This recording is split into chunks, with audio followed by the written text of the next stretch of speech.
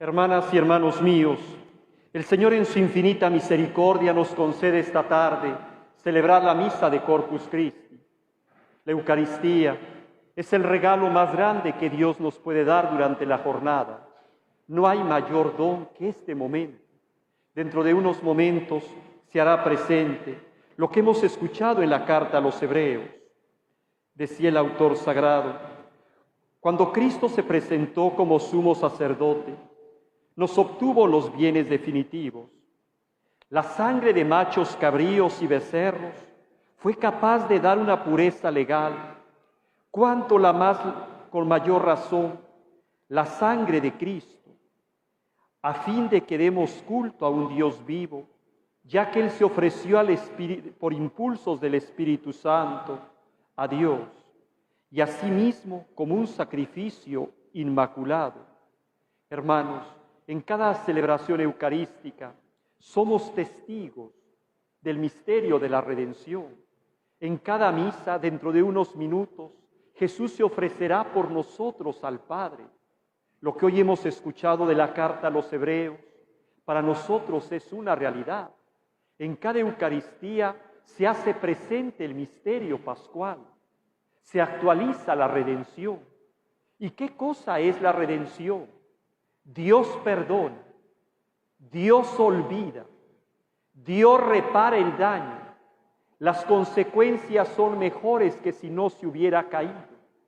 Por eso después de la misa tenemos que salir distintos, diferentes. La Eucaristía, no podemos venir como espectadores. Jesús allí en la Eucaristía y nosotros acá. No, la Eucaristía nos transforma, nos renueva. La primera lectura es una profecía de esto. Moisés se ha encontrado con el Señor en el monte Sinaí. Moisés baja y entonces rocía al pueblo con la sangre de aquellos animales para significar la pureza. Eso que para Moisés es una profecía, para nosotros es una realidad. La Eucaristía nos transforma, hermanos. Eso lo tenemos que creer. No podemos salir de misa igual que como llegamos. Jesús nos transforma. Por eso hay una frase muy fuerte de este filósofo alemán, pagano, de Nietzsche. Decía él: mejores cánticos tendrían que cantarme los cristianos para que yo creyera en su Redentor. A veces nosotros, empezando por mí como obispo, los sacerdotes, las religiosas, ustedes, son los primeros que negamos la redención. No vivimos como redimidos. No creemos que el sacrificio de Jesús en el altar y su resurrección me transforma. El Evangelio es una invitación, yo pienso, a dos cosas. Jesús les ha dicho a sus discípulos: tomen, esto es mi cuerpo, tomen, esta es mi sangre. ¿Y a qué nos invita esto?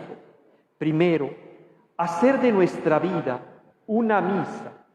¿Qué cosa significa venir a misa y hacer de la misa mi vida? Lo que hemos escuchado en la primera lectura. Cristo se ofreció al Eterno Padre. También nosotros tenemos que ofrecernos.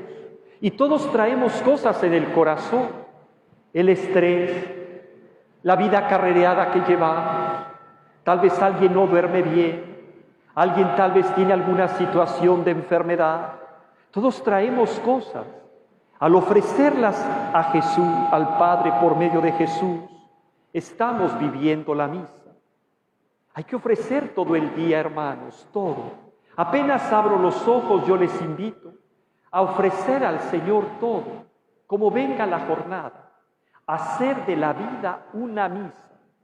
Y después, el segundo regalo, la comunión. La comunión no solamente son los instantes en que recibo a Jesús, en que Jesús está en mí.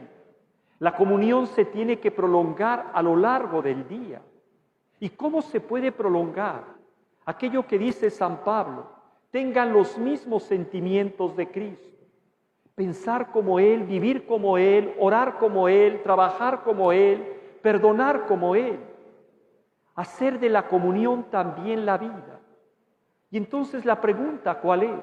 ¿Qué haría Jesús? ¿Qué haría Jesús en esta situación? ¿Qué haría Jesús en este momento? Hermanos, hay que hacer de la vida una misa y hay que prolongar la comunión durante la misa.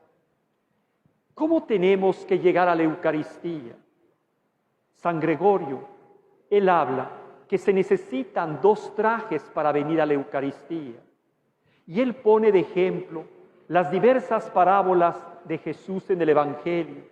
Cuando Jesús invita, hay un banquete, el hijo del rey se va a casar y entonces invita a los invitados importantes. Y uno le dice, me acabo de casar, otro le dice, acabo de comprar un terreno, y otro más le dice, voy a probar un par de yuntas que he comprado. Y no van al banquete. Y entonces el rey dice, salgan a los caminos y traigan a todo mundo al que encuentren. Era una tradición que cuando se invitaba al banquete de bodas, se les daba una especie, no sé cómo decirlo, como una especie como de túnica, un poco así. Todos los invitados se ponían esa especie de túnica. Era el traje nupcial. Y entonces el rey llega y empieza a pasearse en la sala. Y de momento, un hombre no lleva el traje nupcial y lo manda a sacar el rey. Y San Gregorio dice, pero bastante hizo. Lo encontraron en el camino, entró y ahora lo sacan porque no trae el traje nupcial. Y comenta San Gregorio y dice, porque para la Eucaristía, para el banquete de bodas, se necesitan 2 trajes. Ese hombre entró, traía el traje de la fe, pero se necesita otro traje para la Eucaristía, el traje del amor. Estos son los 2 trajes, hermanos, para venir a la Santa Misa. El traje de la fe y el traje del amor. Así tenemos que venir. La Eucaristía, lo importante es con cuánto amor vengo, con cuánto amor escucho la palabra, con cuánto amor celebro la Eucaristía, con cuánto amor recibo a Jesús en la Eucaristía. Hermanos, la Eucaristía es la locura de Dios. Dense cuenta, hay una frase, hay una antífona de la comunión el 31 de diciembre que dice, ni el cielo ni la tierra te pueden contener. Un Dios que supera todo, que todo ha sido creado por Él y para Él, que todo lo sostiene, pero que por amor a mí, así hay que enfrentarlo, por amor a mí se queda en algo tan frágil, un pedazo de pan. Vean, la hostia es lo más frágil que hay. Puede llegar el viento y se vuelan las hostias. Por descuido de la manga del alba puedo mover las hostias y caerse. Hermanos, ¿por qué la Eucaristía no produce frutos? Porque la Eucaristía no es magia. La Eucaristía necesita un secreto. ¿Cuál es el secreto para que la Eucaristía tenga frutos? Esperar la Eucaristía. En la iglesia tenemos el ayuno eucarístico. Es por lo menos 1 hora antes de la comunión no comer nada. Pero no significa, no es revolver Coca-Cola, agua con nuestro Señor. No, es más profundo. Es por lo menos 1 hora estar esperando. Jesús va a venir. Hace 500 años, los laicos no comulgaban todos los días. Había laicos, se comulgaba solo cada 8 días. Y laicos lunes, martes y miércoles se pasaban agradeciendo la comunión del domingo. Jueves, viernes y sábado esperaban la próxima comunión. Hace 100 años estaba el ayuno eucarístico después de la medianoche. Es decir, si yo iba a comulgar, después de la medianoche no podía comer nada, ni agua tomar, hasta el momento de la misa. El sentido era esperar. Eso necesitamos, esperar. Yo les ponía el otro día que fui a Navojoa un ejemplo. Imagínense ustedes a alguien en fase terminal que ha experimentado las consecuencias de la enfermedad y que un médico le dice, he descubierto una vacuna infalible, la he probado en 1000 casos, es decir, la vacuna es infalible. Te espero en mi consultorio a las 6 de la tarde, mañana. ¿Cómo estaría este enfermo? Tal vez no dormiría de la emoción, tal vez llegaría 1 hora antes de las 6 de la tarde, porque sabe que va a ser curado. Así tenemos que venir a la Eucaristía. Tal vez el último pensamiento de la noche tiene que ser, concédeme, Señor, mañana esperarte, que recibirte. Tal vez el primer pensamiento del día, Señor, concédeme la Eucaristía. Hay que mendigar la Eucaristía, hermanos. Hay que mendigarla. No es un derecho, es un don. Porque a veces lo consideramos derecho. ¿Tengo la obligación de comulgar? No. La Eucaristía es un don, es un regalo. Hay que mendigarla. Las comuniones espirituales son muy buenas. Durante el día hay que hacer varias comuniones espirituales para estar preparando la Eucaristía. Pidámosle esta tarde a la Virgen Santísima que ella nos conceda crecer en el amor a la Eucaristía. Sobre todo yo quiero decirle algo a ustedes, queridas hermanas. Fue vital la presencia de la mujer para establecer la fiesta de Corpus Christi. La fiesta empezó a raíz de 1074, hay una herejía. Se empieza a adorar al Santísimo a raíz de que muchos niegan la presencia de Jesús. Pero hay una mujer que convence al obispo para que se empiece a hacer la fiesta.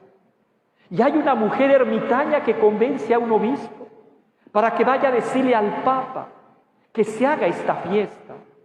Y la fiesta empieza en 1264, la establece el Papa, a raíz de 2 laicas. Pidámosle al Señor creer más en este don. ¿Por qué el Papa la establece en 1264? Porque en Bolsena hay un sacerdote que tiene dudas de la Eucaristía. Toda la misa irá normal, pero al llegar al momento de la consagración, el sacerdote empezaba con las dudas. ¿Estarás? ¿Es posible que estés aquí? ¿No es posible que estés aquí? Y entonces este sacerdote va a San Pedro en Roma, le pide a San Pedro que le quite la tentación, regresa a Bolsena y las tentaciones siguen sedándose. En una de esas Eucaristías, cuando levanta la hostia, la tentación viene, ¿estarás aquí? Y entonces la hostia empieza a gotar sangre. El Papa está muy cerca, en Viterbo. Cuando le dicen al Papa lo que ha pasado, el Papa manda a San Buenaventura y a Santo Tomás de Aquino a traer el corporal que todavía está en Viterbo. Santo Tomás lo recibe y a raíz de eso compondrá el Tantum Ergo. Adoremos tan grande sacramento. Canta lengua gloriosa el misterio inefable. Jesús se hace carne, se hace presente, dice Santo Tomás. Hermanos, creamos más en la Eucaristía. Lo que decía San Juan Pablo II, si entendiéramos quién está en la Eucaristía, así estarían las iglesias. Si creyéramos que Él se ofrece por nosotros, que en cada Eucaristía me transforma, me renueva, me hace distinto. Necesitamos pedirle al Señor esta tarde, Señor, creo, pero aumenta mi fe. Así sea.